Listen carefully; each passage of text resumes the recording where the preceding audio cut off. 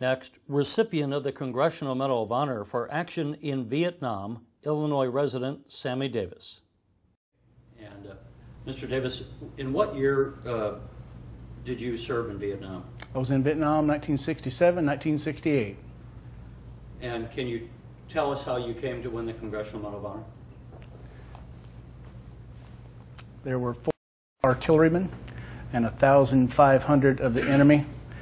And I'm sure that they thought, because of their large number and our young age and small number, that when they stood up and started doing mass assault waves over our position, that we would go oh my and turn and run. And the 42 artillerymen did not. We stayed firm and we did our job. We took care of each other. And the next morning there were 12 of us left standing out of the 42. All was not killed. It was just that there were 12 left standing. Where was this in Vietnam? Southernmost portion, 4th Corps, Mekong Delta. And how long did the battle last? They hit us at 2 o'clock in the morning. When we finally were able to call in our dust-offs, was 9 o'clock in the morning.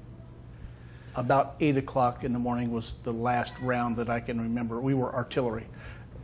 The last direct fire round I can remember firing was about 8 o'clock in the morning, and it took almost an hour to get dust-offs in. I'm sure you don't have your citation memorized, but could you more or less give us some details of what you personally did during that time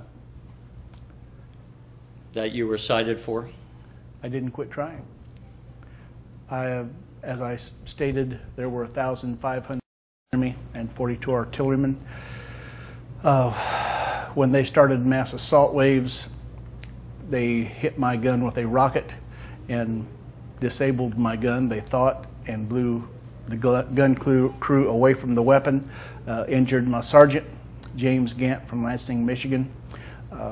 When I woke up, I was laying face up in a foxhole.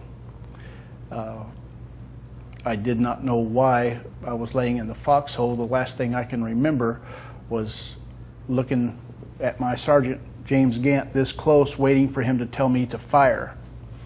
And when I fired, when he said fire, I pulled the lanyard, and the enemy hit us with a rocket. And it hit the shield that I was trying to hide behind. On a 105 howitzer, there's a little shield on each side of the tube, and that's what it hit, was the shield that I was hiding behind. And actually the round went underneath, hit my arm, and then what was left hit Sergeant Gant right here in the chest. So he disappeared into the darkness.